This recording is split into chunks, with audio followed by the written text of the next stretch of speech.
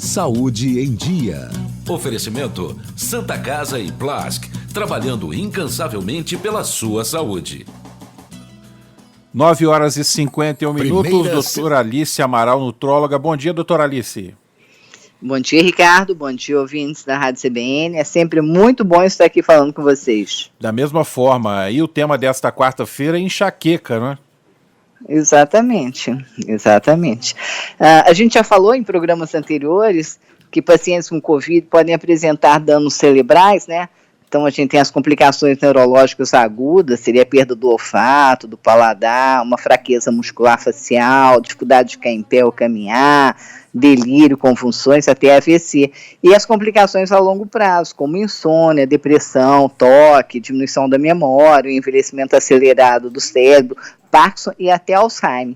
E outra manifestação que tem sido frequentemente observada é a cefaleia. Então hoje nós vamos falar um pouquinho sobre a enxaqueca. A enxaqueca, Ricardo, é uma condição neurológica crônica caracterizada por uma dor pulsátil de intensidade variável em um dos lados da cabeça. Enxaqueca é uma palavra de origem árabe que significa migrânia, cefaleia, e o seu sinônimo em grego antigo é hemicrânio, ou seja, metade do crânio. É importante lembrar que a dor de cabeça ela é diferente da enxaqueca. Então, nem toda dor de cabeça é uma enxaqueca. A enxaqueca, ela geralmente vem acompanhada de náuseas, de vômitos, de uma intolerância à luz, que a gente chama de fotofobia, uma intolerância ao som, fonofobia, uma intolerância a cheiros. Ela geralmente tem uma sensação, a pessoa que está sofrendo de enxaqueca, né, que está em crise, ela tem uma sensação de mal-estar generalizado, pode ter tonteira, irritabilidade, mau humor, ansiedade, depressão, uma diminuição da concentração. E vale ressaltar que tem alguns tipos de enxaqueca que apresentam uma coisa chamada aura. Aí tem vários tipos de aura. A aura visual é a mais frequente. Antes da pessoa ela ter a dor mesmo na cabeça, ela começa a ver assim, uns pontos pretos, que a gente chama de escotomas, ou então uns pontos brilhantes, que são cintilações, ou então imagens em zigue-zague. Uma outra aura também é a aura sensitiva. A pessoa ela tem um formigamento ou dormência, que geralmente afeta só um lado do corpo, então pode afetar assim, só um braço, ou um lado do rosto, até a língua.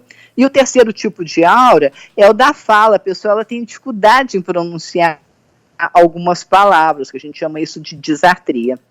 A enxaqueca ela é considerada pela Organização Mundial de Saúde como uma das doenças mais debilitantes do mundo. Ela chega a afetar 15% da população, o que equivale a 1 bilhão de pessoas. A faixa mais atingida é dos 25 aos 50 anos e as mulheres são as mais afetadas.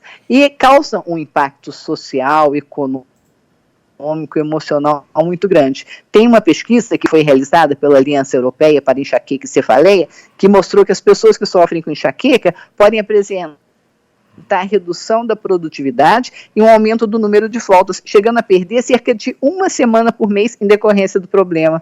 Além de não conseguir cumprir todas as atividades diárias e realizar os hobbies, né, e mais 50% das pessoas elas se sentem impossibilitadas de comparecer a eventos sociais e 30% não conseguem praticar exercícios físicos. Bom, embora a enxaqueca ela tenha um forte componente genético, existem fatores desencadeantes que a gente chama de gatilhos. Então, é o estresse, a má qualidade do sono, alguns medicamentos, um jejum prolongado, alteração da temperatura, barulhos, odores e luzes fortes, um esforço físico intenso, hormônios, principalmente no período menstrual, obesidade e alimentos. Então, quais são os alimentos que vão servir de gatilho para a enxaqueca?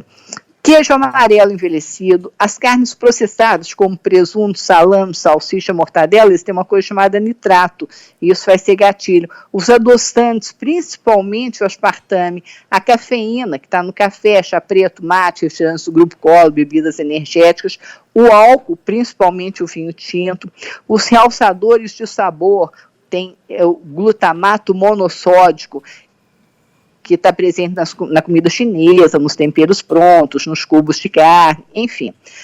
Além da prática regular de exercício, do relaxamento, de uma boa noite de sono, tem alguns alimentos que vão ajudar também na prevenção da enxaqueca. E um deles é a água. A gente sempre fala aqui, né, Ricardo, que a água é o alimento mais importante que existe, pelo menos 70% do nosso corpo é água. Então, a água é tudo. E os estudos mostram que se a gente aumenta a ingestão de água, diminui o tempo e a intensidade dos sintomas.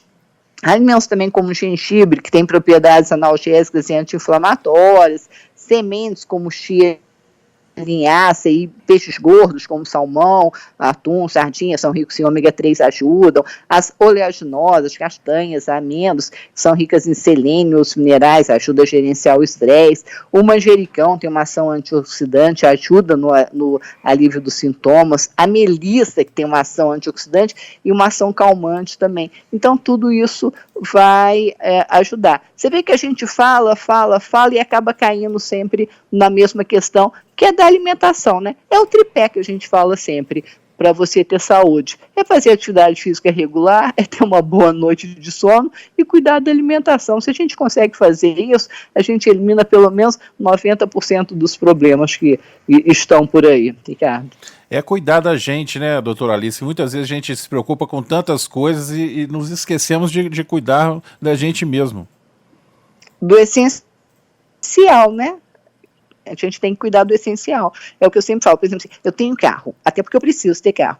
Mas eu confesso que eu não cuido muito do meu carro, não, sabe? De vez em quando, a hora que eu vejo que acende aquela luzinha, eu paro no posto e mando encher o tanque, porque senão eu fico parada no meio da rua, e isso já aconteceu várias vezes. Mas o carro, Ricardo, se estraga, você troca peça, ou você compra outro carro.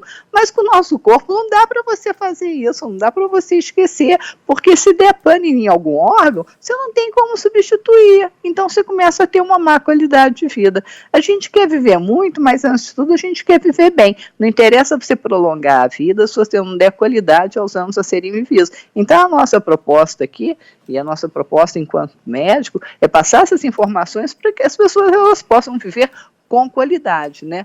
Isso é fundamental. Doutora Alice também está no site da Tribuna de Minas.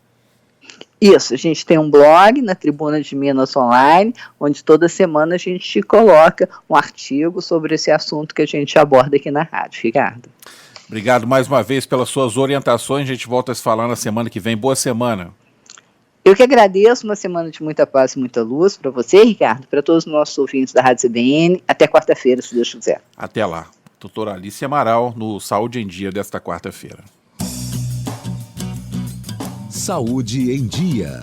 Oferecimento Santa Casa e Plask, trabalhando incansavelmente pela sua saúde.